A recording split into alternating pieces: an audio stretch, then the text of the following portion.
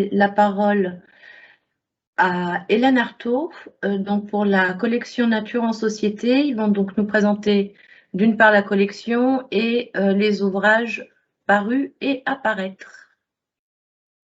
Merci beaucoup Myriam. Bonjour à tous. Je vais être courte pour laisser la parole à nos auteurs, mais néanmoins vous donner des éléments de contexte sur la collection.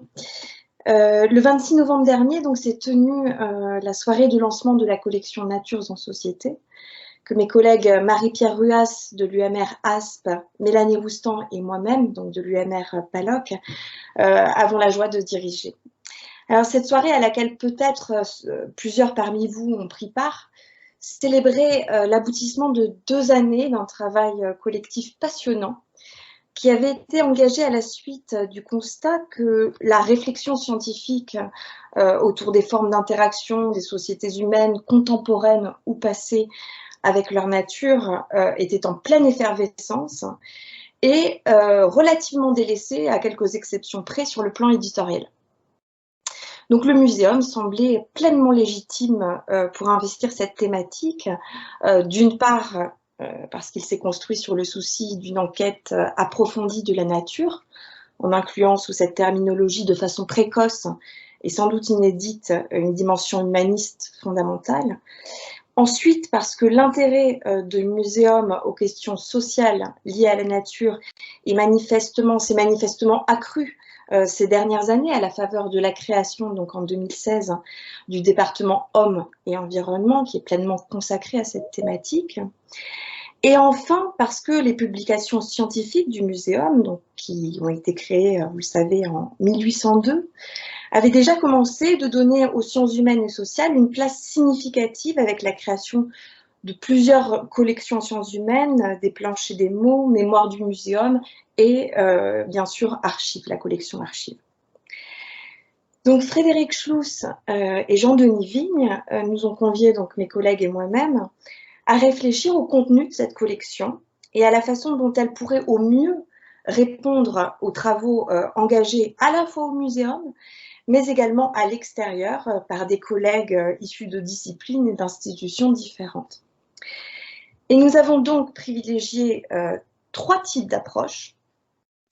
L'interdisciplinarité, qui permettent à chaque discipline du champ des sciences sociales de préciser ses méthodologies et ses résultats.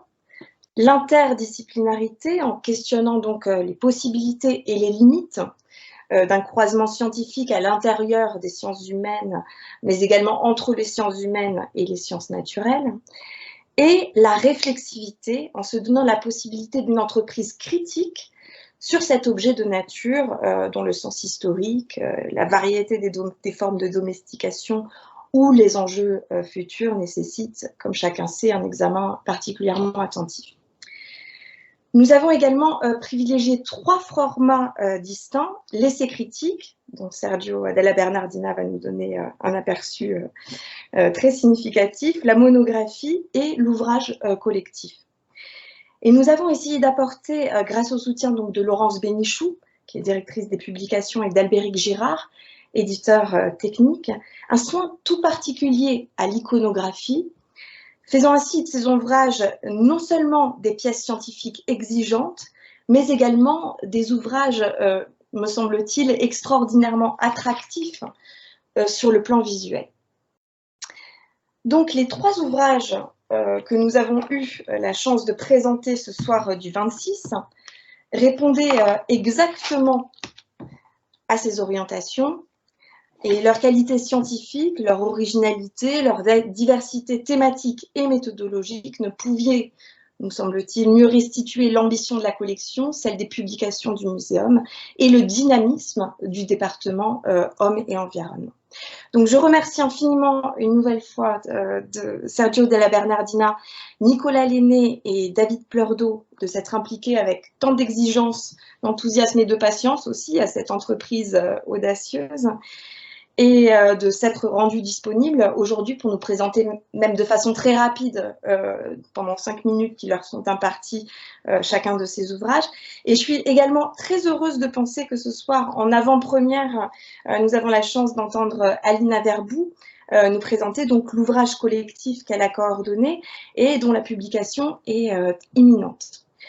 Donc, je laisse sans plus tarder la parole aux 4 auteurs, dont le premier sera Sergio Della Bernardina, qui est déjà un auteur pleinement reconnu, qui est professeur d'ethnologie à Brest, et qui va nous présenter son ouvrage en quelques minutes, malheureusement, La langue des bois.